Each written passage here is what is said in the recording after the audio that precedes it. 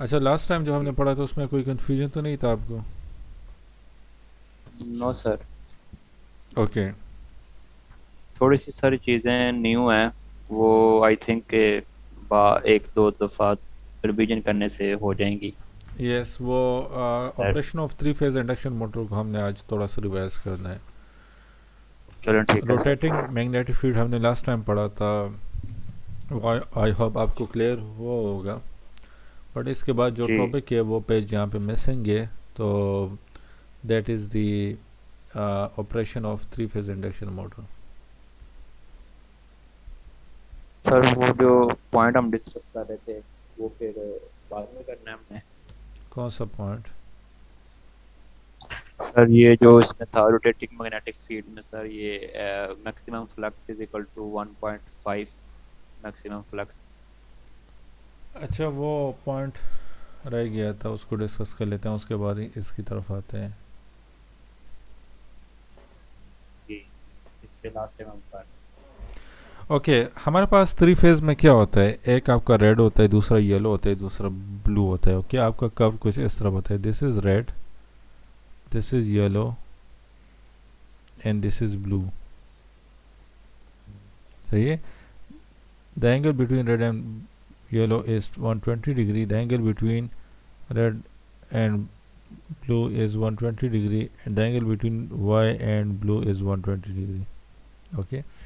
अच्छा, इसके इक्वेशन क्या बनेंगे? यहाँ पे आपका इससे जो आएगा वो फ्लक्स आर होगा, ये आपका फ्लक्स वा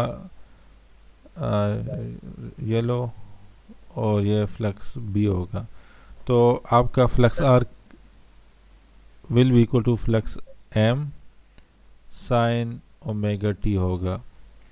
फ्लक्स लास्ट टाइम ये जो फ्लक्स वाई है और फ्लक्स बी है, ये अल्टरनेट थे, तो सर हम इनको जैसे मर्जी यूज कर सकते हैं, कोई सीक्वेंस नहीं है। यस, आपकी मर्जी है, आप कोई भी सीक्वेंस यूज कर सकते हो। Like in this case my formula will be a bit changed, that is sin omega T minus 240 हो जाएगा। Okay, this is minus 240। अच्छा, the angle is in the anti-clockwise, so that's why I am taking this as a negative. Okay.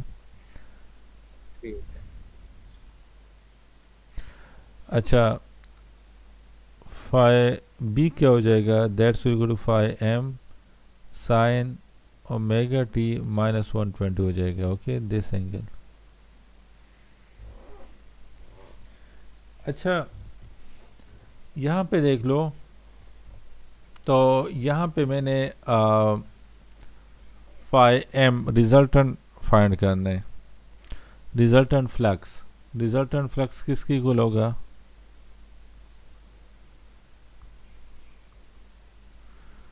Phi M मैंने find करना है, that is equal to, तो Y components को सिर्फ consider कर लेते हैं। ओके, तो Y comp yes, Y component को कंसिडर कर लो। सो ये आपका क्या आ जाएगा, this will be equal to, ये आपका आ जाएगा और phi Y will be equal to, five M cos yes, phi M cos sine, six ये कितना साइन आएगा, 60 आएगा, साइन ऑफ 60। ओके, तो साइन ऑफ 60 किसकी इक्वल होता है? 1/√3। नो, 2/√3 आएगा। 2 स्क्वायर रूट डिवाइड बाई 2 आएगा इसे। √3/2 sine 60। Yes sir, yes. Yes, √3। अच्छा, इसके बाद आप ये कंसिडर कर लो, तो इसका क्या आएगा, इसका आ जाएगा phi B will be equal to minus, क्योंकि नेगेटिव डायरेक्शन में, phi G M mine sine कितना होगा, ये एंगल कितना है, 60, 60 तो अंडर 60, तो आपका phi B will be equal to phi M 3 square root divide by 2 आ जाएगा। सही है। अच्छा, अब हमने रिजल्टेंट फाइंड करना है, तो रिजल्टेंट वेक्टर में हम रिजल्टेंट किस तरह फाइंड करते हैं? वेक्टर में हम रिजल्टेंट इस तरह फाइंड करते हैं कि V X square plus V Y square plus V Z square, इस तरह फाइंड करते हैं। तो उसी तरह इसी तरह यहाँ पे भी आपने इस तरह करना है। फ्लक्स आर का कोई वाई कंपोनेंट है नहीं, वो आपका ज़ीरो है। इसका क्या हो जाएगा, ये आपका हो जाएगा 5m 3 square root divide by 2 whole square. इसका क्या हो जाएगा -5m 3 square root divide by 2 whole square. तो इससे क्या आ जाएगा, इससे आ जाएगा 5m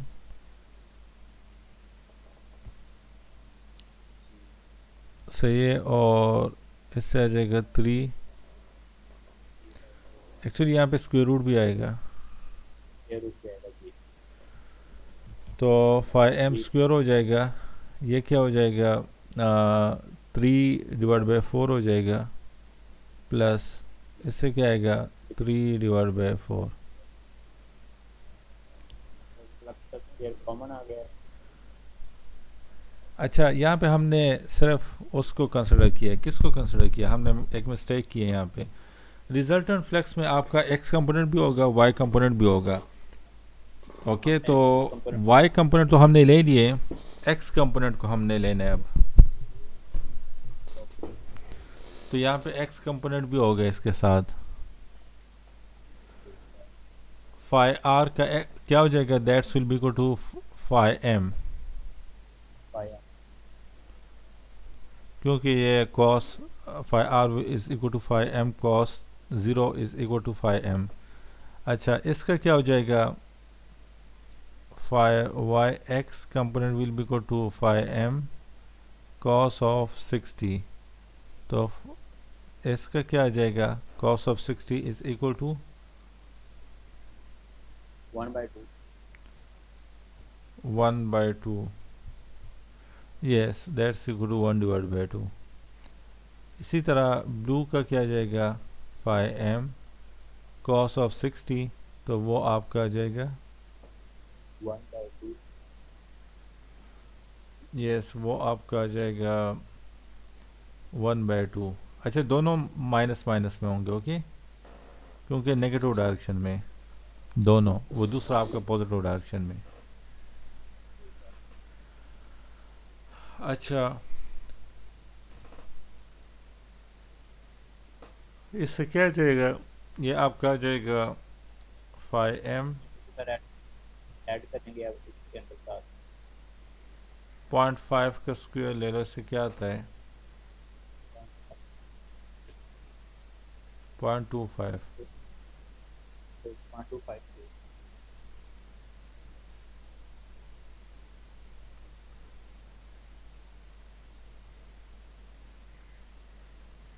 ओके, इसको अब सॉल्व करना है। सर जो अंडर रूट के नहीं अंदर वैल्यूज ली हैं उनको। यस,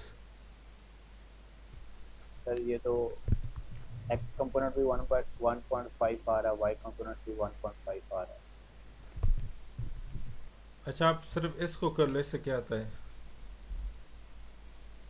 सर इनको ओनली एक्स कंपोनेंट को लेना है, वाई कंपोनेंट। वाई कंपोनेंट को ले लो।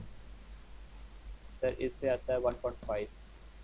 अच्छा, इस तरह कर लेते हैं कि मेरे पास ये इक्वेशन आ रहे थे, जी। तो इन्हीं इक्वेशन को यूज़ कर लेते हैं, ओके, और इससे रिजल्टेंट फाइंड कर लेते हैं लाइक दिस, कि लेट से मैं omega T is equal to 0 ले कंसिडर कर लेता हूँ। ओके, तो फाई आर क्या हो जाएगा, that's will be equal to 0। Phi Y क्या हो जाएगा,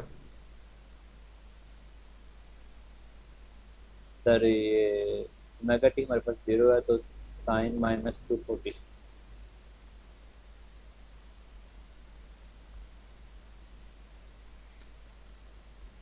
इसके under equal, root 3/2 under root 3/2 की। और फाई बी किसके इक्वल होगा, -3 square root divide by 2 into X. Okay, जी। अच्छा, अब इनका रिजल्टेंट किसके इक्वल होगा, ऐड करेंगे। Sorry, this is not X, this is Y M.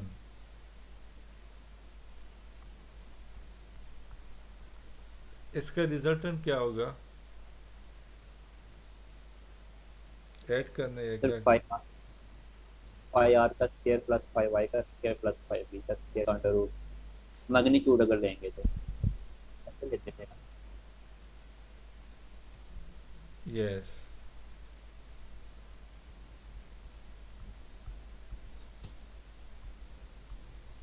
Ji.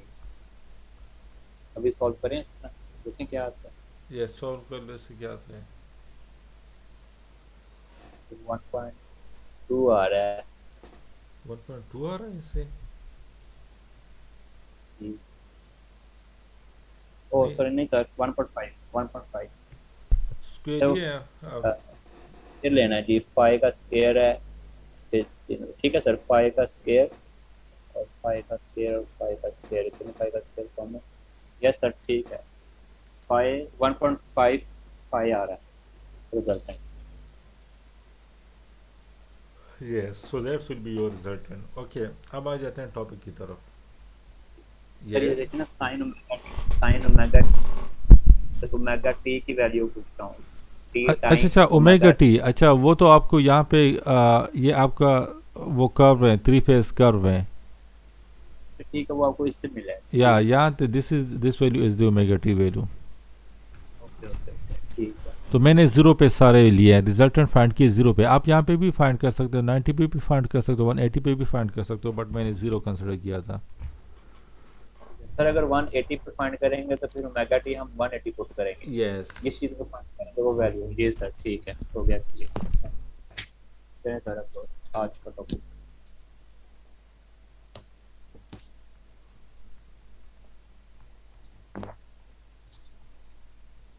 Operation of three phase. अच्छा, uh, in last few classes I discussed about the stator and rotor in detail. Okay, तो stator पे three phase winding होता है। ऐसे हम क्या करते हैं, थ्री फेज वाइंडिंग को एनर्जाइज कर लेते हैं, जिसकी वजह से क्या होता है, आपका रोटेटिंग मैग्नेटिक फील्ड प्रोड्यूस हो जाता है। सही, जो रोटेट होता है, स्टेटर के क्रॉस रोटेट होता है, कितने स्पीड के साथ? साइक्रोनस स्पीड के साथ। वो साइक्रोनस स्पीड कितना होगा? वो 160 × 10⁹ होगा। अच्छा, स्पीड सर, जो हमारे पास थ्री फेज सप्लाई हम दे देते हैं स्टेटर वाइंडिंग को, तो उससे आपका रोटेटिंग मैग्नेटिक फील्ड प्रोड्यूस होगा, और वो साइक्रोनस स्पीड के साथ रोटेट करेगा, रोटेटिंग मैग्नेटिक फील्ड। और साइक्रोनस स्पीड कितना होगा, that's depend on the frequency and the number of poles. Okay, तो 50 हर्ट्ज तो आपकी फ्रिक्वेंसी कांस्टेंट रहेगी, so that depend on the number of poles, कितने पोल्स हैं। अच्छा, जो रोटेटिंग फील्ड होगा, सही है, वो रोटर के थ्रू किस तरह जाएगा? वो रोटर के थ्रू थ्रू ईयर गैप पास होगा। ओके, और रोटर में आपका एक फ्लक्स प्रोड्यूस हो जाएगा, like this is the stator and this is the rotor. ये रोटर है मिड में, सही, तो यहाँ पे आपके ईयर गैप है। ठीक है। तो यहाँ से जो फ्लक्स लाइंस प्रोड्यूस होंगे वो क्या होंगे? वो इस तरह आएंगे, ईयर गैप को क्रॉस करेंगे और स्टेटर में आएंगे। सही है, सही है। अच्छा, now if the flux lines cross any material, if the magnetic field lines cross any material, उनको हम फ्लक्स कहते हैं। ओके, तो हमारे पास अभी स्टेटर क्या है? जब मैंने स्विच ऑन किया तो स्टेटर क्या है? रोटेट हो रहे हैं। सॉरी, रोटर, रोटर क्या है? रोटेट हो रहे हैं या रेस्ट पोजीशन पे है? रेस्ट में होगा सर। या रेस्ट पे होगा। तो relative speed between stator magnetic field और रोटर का क्या होगा? वो हाई होगा या कम होगा?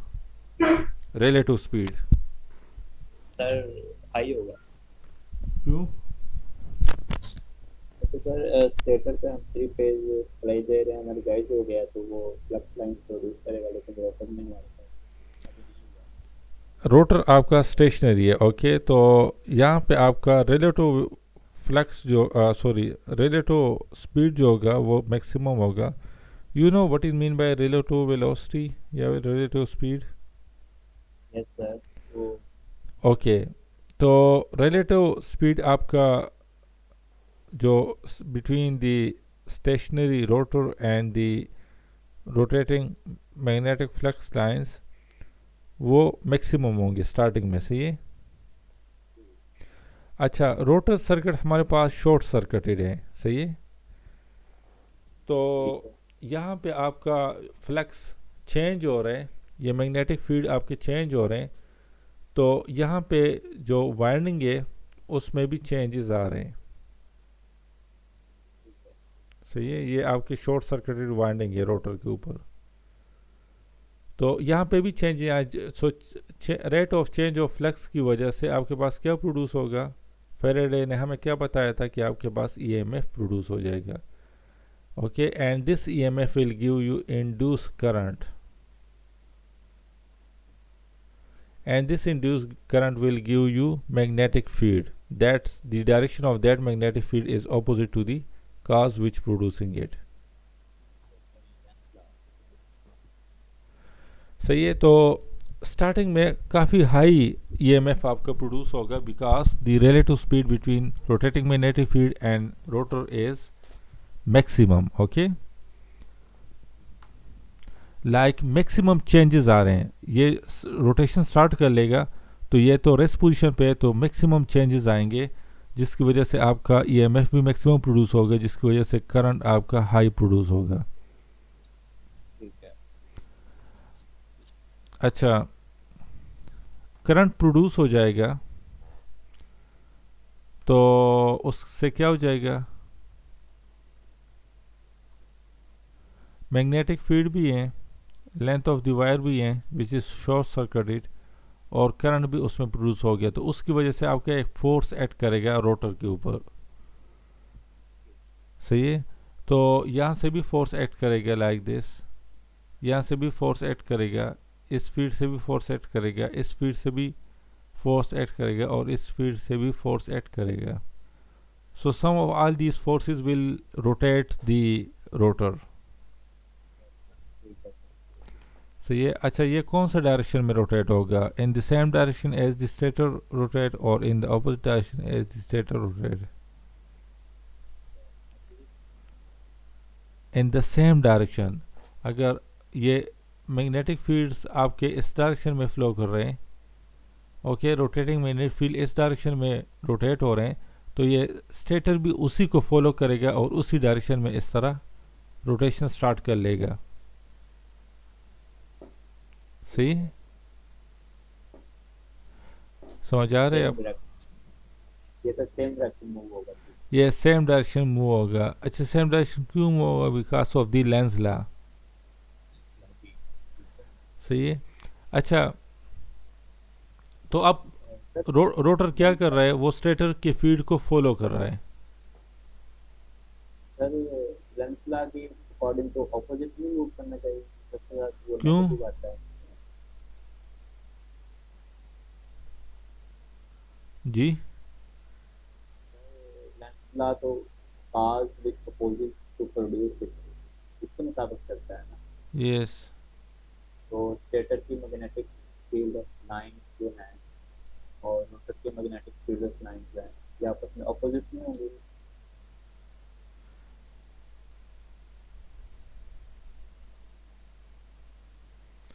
आप क्वेश्चन को दोबारा रिपीट कर सकते हो? मुझे समझ नहीं आया आपकी। सर मैं कह रहा हूँ जो आपने कहा स्टेटर और रोटर की जो डायरेक्शन है, मूविंग डायरेक्शन वो सेम है, यस। लेकिन सर आप साथ में ये भी कह रहे हैं कि ये लेंस लॉ को फॉलो कर रहे हैं। यस। ठीक है। तो सर मैं कह रहा हूँ कि जो अगर लेंस लॉ को फॉलो कर रहे हैं तो लेंस लॉ तो ये है कि तो producing opposite to the cause, यानी कि उस काज के अपोजिट चलता है जिसकी वजह से मैग्नेटिक फील्ड प्रोड्यूस हो रही है।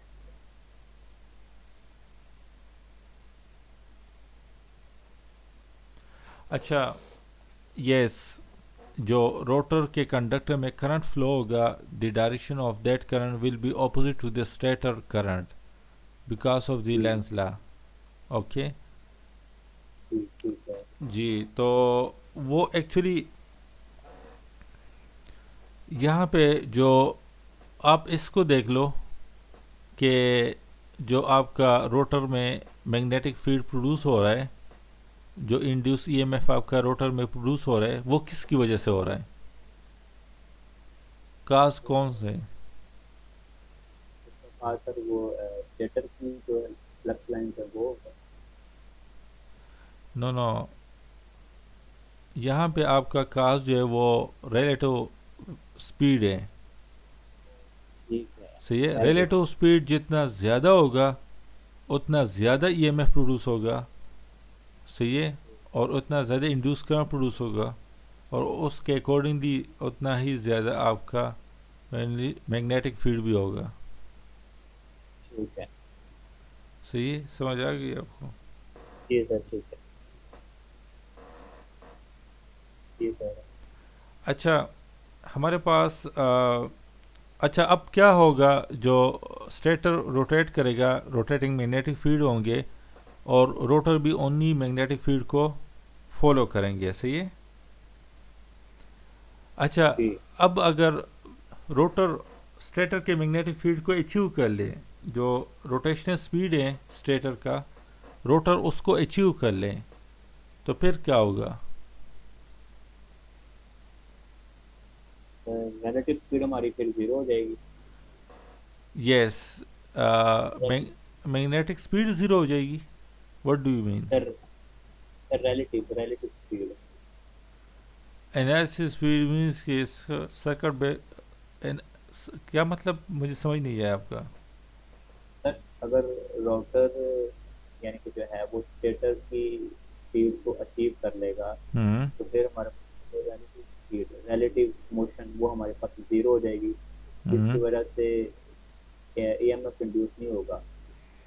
एग्जैक्टली, ईएमएफ फिर इंड्यूस नहीं होगा क्योंकि दोनों एक दूसरे के लिए रेस्ट पोजीशन पे हो जाएंगे। जी ठीक है जी।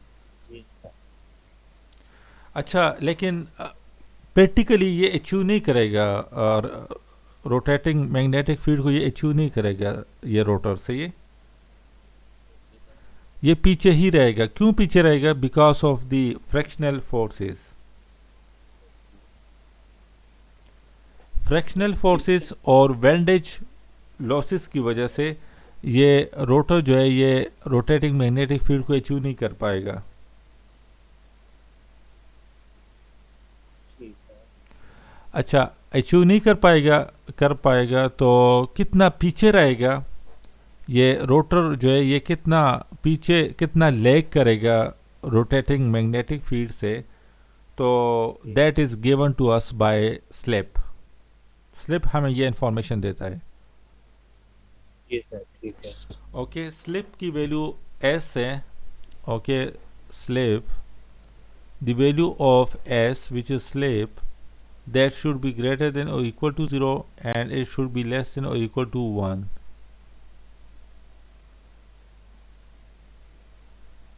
सही है।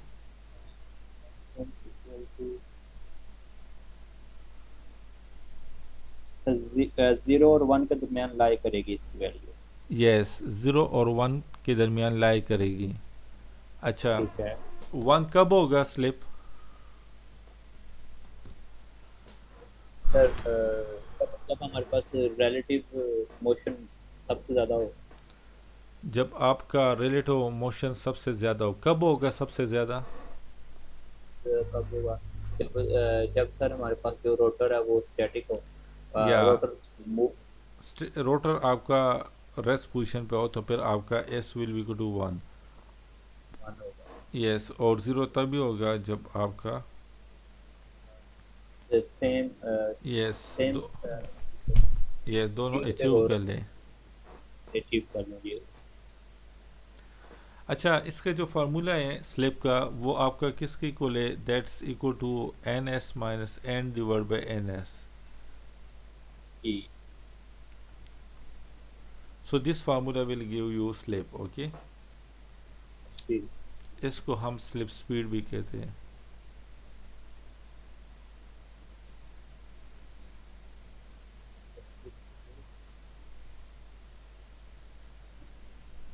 Slip speed. सर इस केस में हमारे पास एन एस क्या है बताइएगा, जी, स्टेटर की स्पीड। सर इस या फार्मूले एन में जो एस, एन, या N S is the stator speed and N is the rotor speed. ठीक है।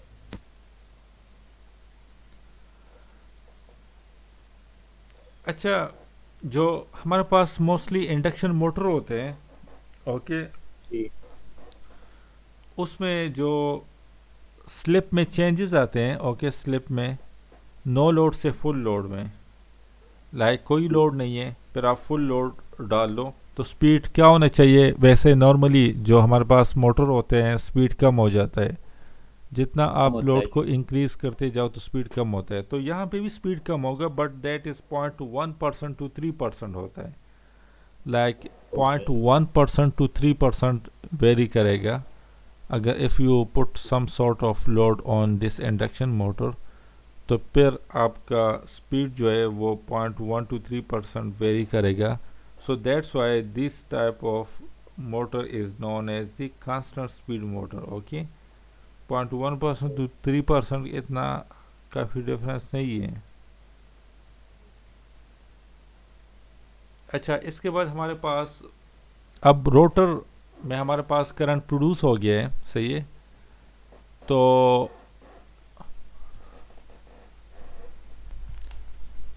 तो उस करंट या जो ईएमएफ प्रोड्यूस हुआ है रोटर में, ओके, वो किसके इक्वल है? सॉरी, उसकी फ्रीक्वेंसी क्या है? उसकी फ्रीक्वेंसी ये होगी कि your F will be equal to, 120 equal to N P over 120। Yes. Yes so आपका यहाँ पे एन जो है वो relative speed between magnetic and P is the number of pole. जी अच्छा, सर रोटर एक्सिस के लिए हमने स्पीड। क्या लेना है? रोटर के लिए हमने रिलेटिव स्पीड लेना है, ओके। जी और रिलेटिव स्पीड किसकी बोले? एन एस माइनस एन के। तो आपका फ्रीक्वेंसी जो आएगा वो एस इंटू एफ आ जाएगा।